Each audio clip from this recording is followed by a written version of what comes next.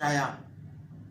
बायजीद बुस्तामी रहमतुल्लाह अलैह की हयात मुबारका में एक ऐसा वाक़या रूनुमा हुआ कि आपका हमसाया एक यहूदी था और वो तंग करता था। यहूद नसारा की ये आदत है मुसलमानों को तंग करना, मुसलमानों को परेशान करना और अजियतें देना, तकलीफ़ें देना।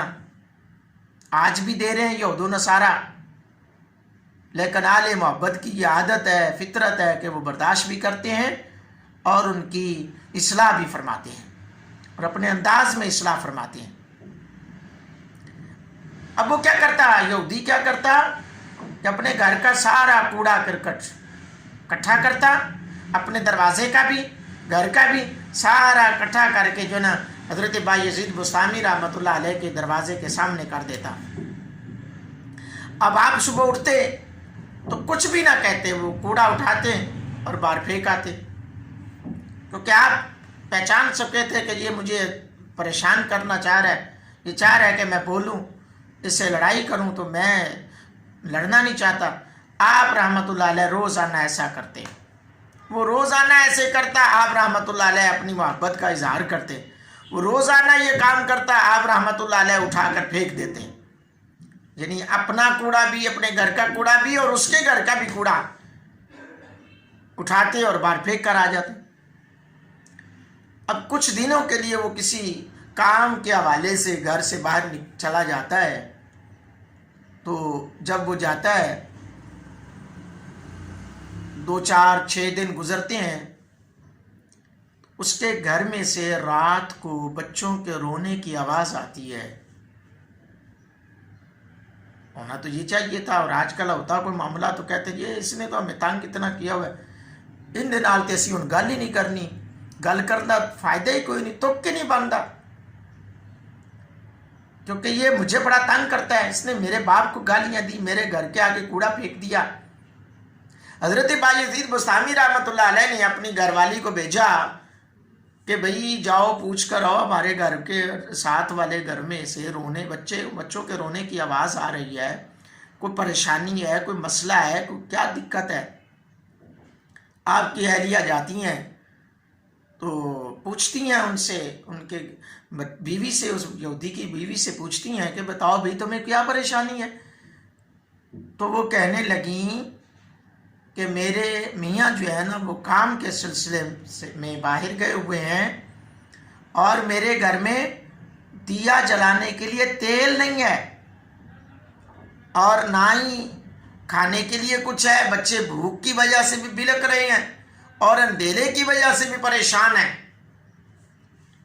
तो इस वजह से हज़रत बायजीद बुस्तामी रहमतुल्लाह अलैह ने अपनी बीवी को भेजा हुआ था और उनकी बीवी आकर बताती हैं कि हज़रत बात यह है कि उनके बच्चे क्यों ना रोए, उनके घर में तो खाने के लिए कुछ नहीं है, पीने के लिए कुछ नहीं है और दिया जलाने के लिए तेल तक नहीं है, तो वो रो रहे हैं। आप रहमतुल्लाह ताला अलैह ने क्या किया, ये ना सोचा इसके मियाँ ने तो मुझे इतना तंग करके रखा हुआ था, परेशान किया हुआ था, और मैं जो है इसकी क्या खबरगिरी करूं। नहीं, बल्कि घर में जो कुछ था उस वक़्त मौजूद था वो लिया और कहा कि मेरी बीवी ये जाओ उसके घर में पहुंचाओ और ये तेल भी उसके घर में दे आओ और उसे कहना कि जब तक तुम्हारा शौहर नहीं आता परेशान होने की ज़रूरत नहीं है। अब ये क्या है, तबलीग हो रही है, क्या मिलने वाला है।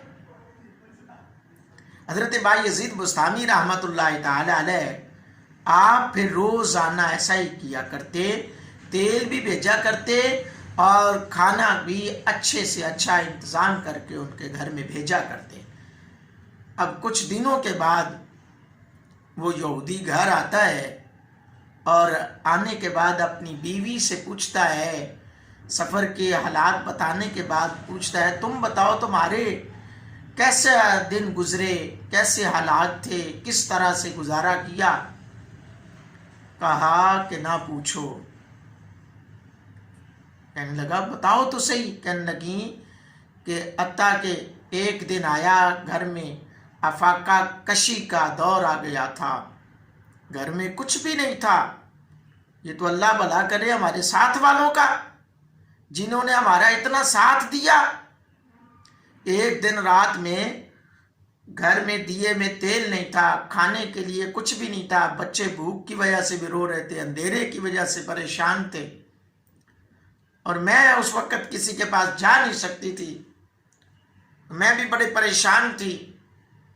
لیکن ساتھ والے کی بیوی آئی، اس مرد کلندر کی بیوی آئی اور آ کر مجھ سے سارا کچھ حالات پوچھ کر گئی.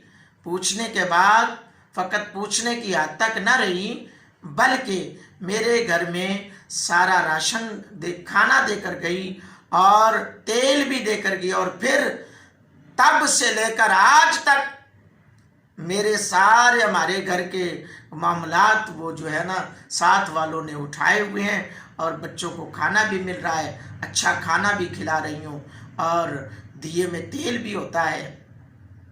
اب اس یہودی نے کہا کہ اچھا یہ بات ہے، میں تو اس مرد کلندر کو بڑی تکلیفیں دیا کرتا تھا، میں تو اس کو ستایا کرتا تھا، میں تو اس کو پریشان کیا کرتا تھا.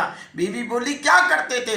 کہا میں تو اپنے گھر کا کوڑا، دروازے کا کوڑا اس کے گھر کے آگے کر دیتا تھا، اس کو تنگ کرنے کے لیے، پریشان کرنے کے لیے، لیکن وہ تو ایسے نکلے.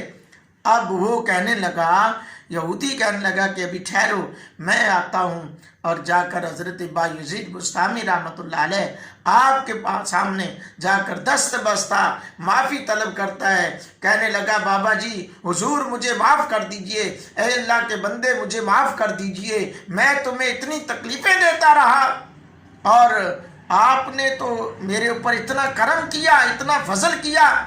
فرمایا جو تو کام کرتا تھا وہ تیرا مذہب ہوگا، وہ تیرے لیے جائز ہوگا، وہ تیرے لیے اچھا کام شاید ہوگا، لیکن جو میں نے کیا میرا مذہب یہ کہتا ہے، میرا اسلام یہ کہتا ہے، جو تو نے کیا وہ تیرا فعل تھا، جو میں نے کیا یہ میرا اسلام تھا، وہ میرے محبوب کا دین ہے.